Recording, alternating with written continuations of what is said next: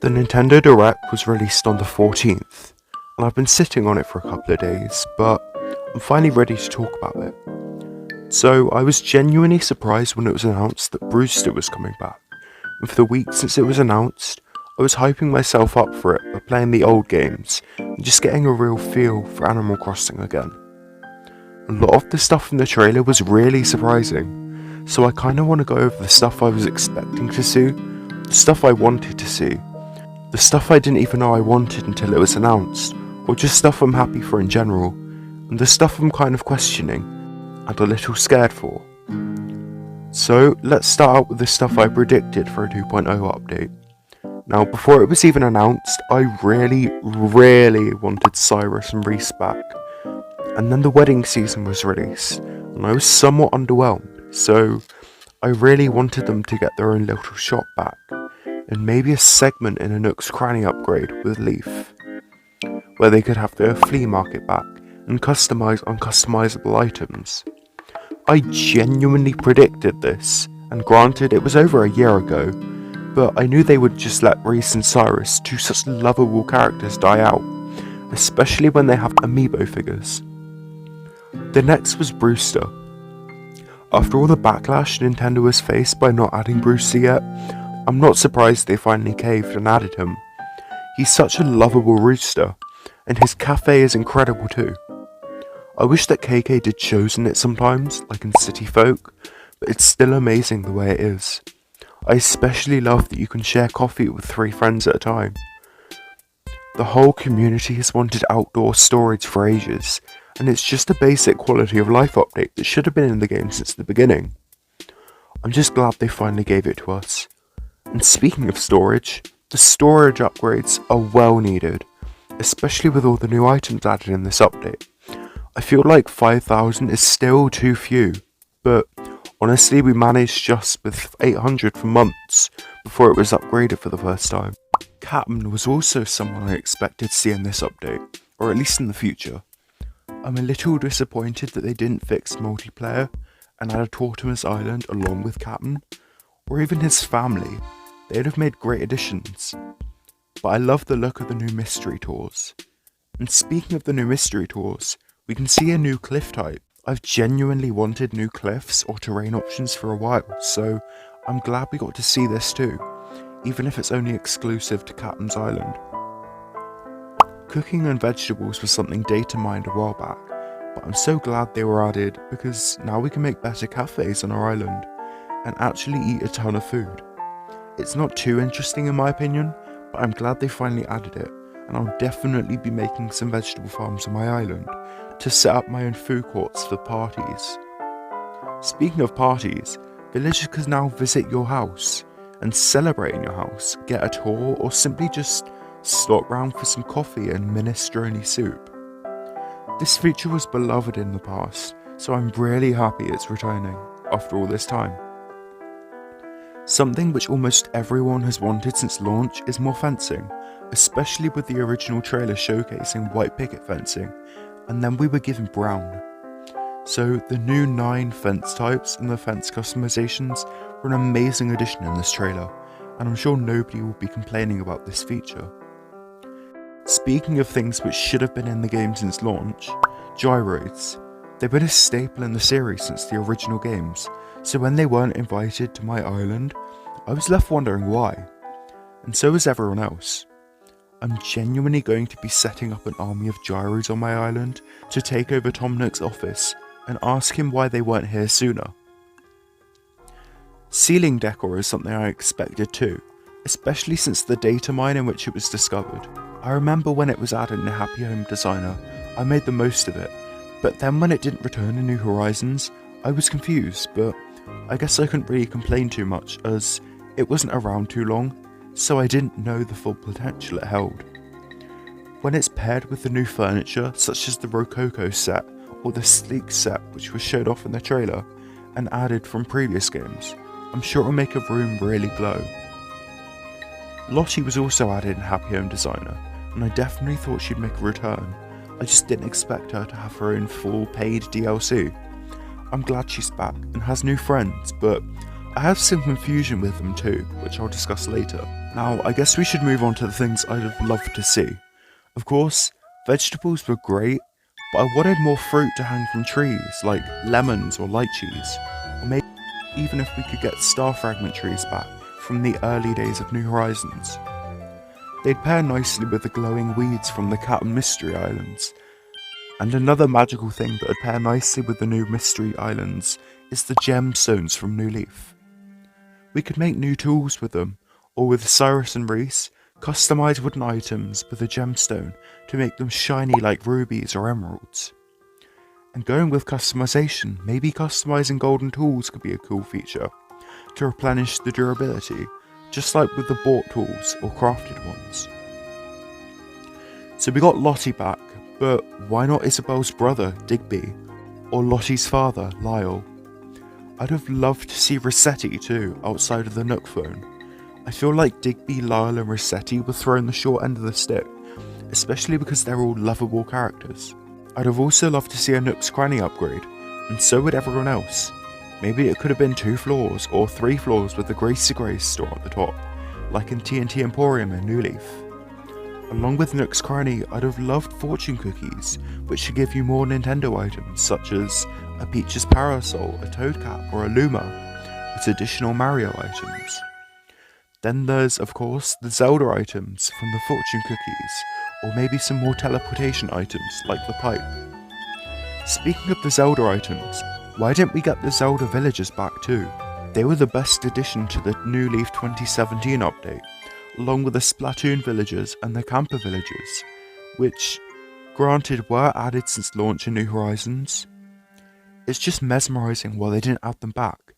They re-added the Sanrio villagers, and they added more villagers in this update, so how hard would it be to fix some of their textures and add them to the game as well? Then there's some more fun things, like the Mii masks from the older games, where you could apply a Mii's face to yours, and run around wearing it. Even if it were only a daily thing and it would wear off after a day, it would still be cool, and fun to wear them. Miitopia showed that Mii's aren't dead yet, and so I'm really surprised that they weren't added. I'd have loved hide and seek too, especially because it was in the previous game. Now, I understand it'd be harder in this game, because of the fact that some areas of your island could be completely unreachable, depending on how you've decorated, or maybe there'd be no hiding spots at all if you've completely flattened your island and blocked off the backsides of all buildings, but it'd still be fun to play them. A music player would have been cool too, to play music from City Folk, Wild World or New Leaf, or simply just the KK slider music as you roam the island.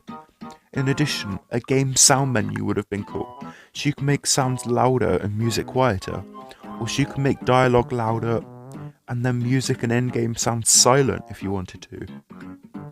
So now the things I was never expecting, I completely forgot about, and things I'm really excited for. So of course, we can't ignore the elephant in the room, or I suppose the chair-shaped frog in the back of this room. Froggy Chair is back and better than ever. They finally listened to us and gave us back the most important item in the game. The new KK music is also pretty interesting.